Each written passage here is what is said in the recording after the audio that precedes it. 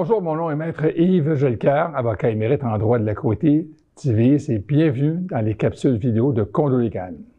Aujourd'hui, je vous parle d'un moment déterminant dans la vie d'une copropriété neuve, l'administration transitoire. C'est une période souvent méconnue, mais qui soulève d'importants enjeux de transparence, de gouvernance et parfois de conflit d'intérêts. Dès que la déclaration de copropriété est publiée au registre foncier, à la demande du promoteur, le syndicat est automatiquement créé. Mais ce syndicat, au début, n'est pas encore entre les mains des copropriétaires. Il est géré par une personne désignée par le promoteur qu'on appelle l'administrateur transitoire. Ce dernier est chargé temporairement de l'administration de l'immeuble. Il agit comme mandataire du syndicat avec tous les pouvoirs et responsabilités d'un conseil d'administration régulier. Ses responsabilités sont nombreuses. L'administrateur transitoire doit notamment immatriculer le syndicat, préparer un budget prévisionnel réaliste, percevoir les charges communes, y compris celles dues par le promoteur lui-même, souscrire les assurances requises pour l'immeuble, assurer l'entretien des parties communes et convoquer l'Assemblée extraordinaire de transition dès que le promoteur perd la majorité des voix à l'Assemblée des copropriétaires. Bref, il doit agir dans l'intérêt du syndicat, même s'il est nommé par le promoteur.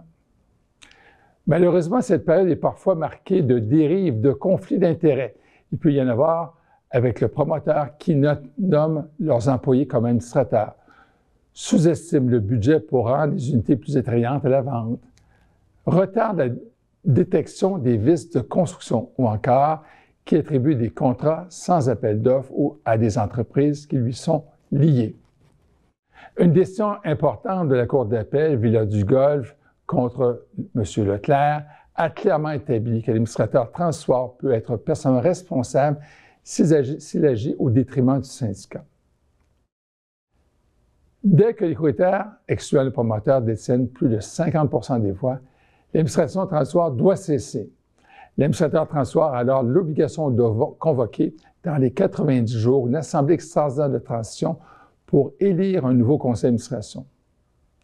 Lors de cette assemblée, l'administrateur transitoire doit présenter des états financiers accompagnés de commentaires d'un comptable, remettre le registre de la copropriété, les plans, devis, certificats, cas d'entretien et toute autre documentation prévue à l'article 1106.1 du Code civil du Québec.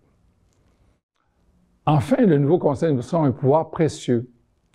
Dans les 60 jours suivants sur l'élection, il peut mettre fin à tout contrat de plus d'1 an conclu par le promoteur, par l'entremise de l'administrateur transitoire, et ce, sans pénalité, s'il concerne l'entretien de l'immeuble et autres services.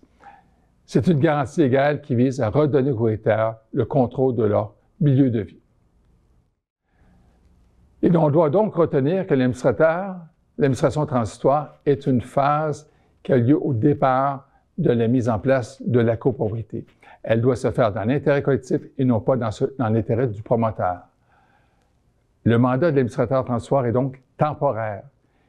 Ce dernier a donc des obligations sérieuses qui engagent sa responsabilité. Je vous souhaite donc une bonne transition. Merci.